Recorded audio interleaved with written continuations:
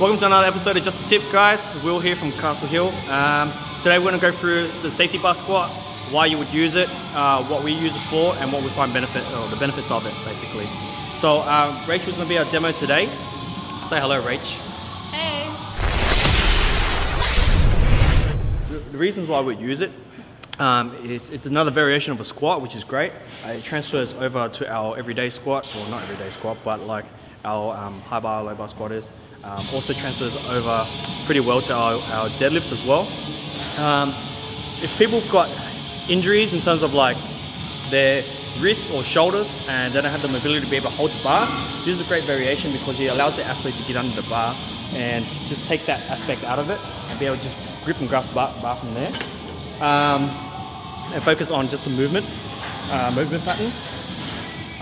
It doubles as a back builder as well, so if you've got a weak back or you find yourself falling over quite a lot, this really, because of the way the bar's cambered, it pushes you forward in the squat, so therefore it allows or forces you as the athlete to really drive back into the bar. One of the things that we focus a lot on here at Adonis when it comes to weaknesses is addressing the movement before actual isolating the muscle group itself. So instead of addressing a weak back through doing a million rows, we're going to keep practicing that squat pattern through something like this with a safety bar, where it's going to allow you to squat and allow you to work your back at the same time. So it's kind of like a double whammy. It's really good. One of my favorite squat variations personally, and Rachel's going to take us through it. Rachel, so we're going to get Rachel to perform the safety bar squat. Okay, Rachel, so what you're going to do is you're going to come in, step forward. All right, you're going to set the bar, placing it nicely through there. You're going to make sure you pull the bar in.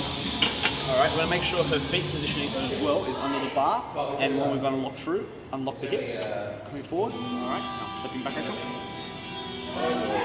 Find your feet position, make sure to pull that bar in nice and tight. Take a deep breath in, brace. All right, sink into the hips, and straight up to the top. Good, re-brace again.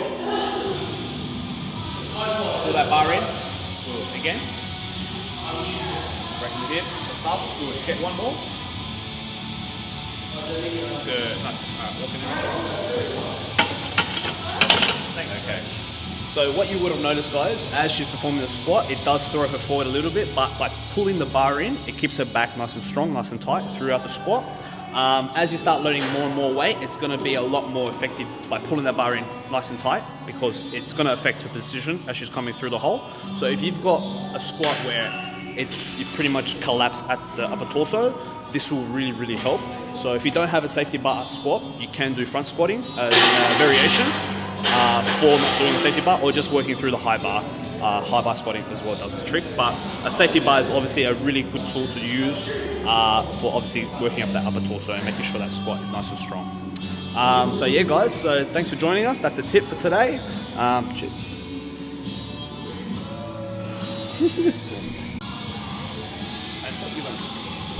Tell them why you think people should use it.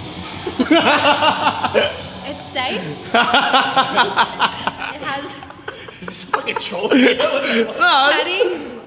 Alright, so she's just taking a piss. But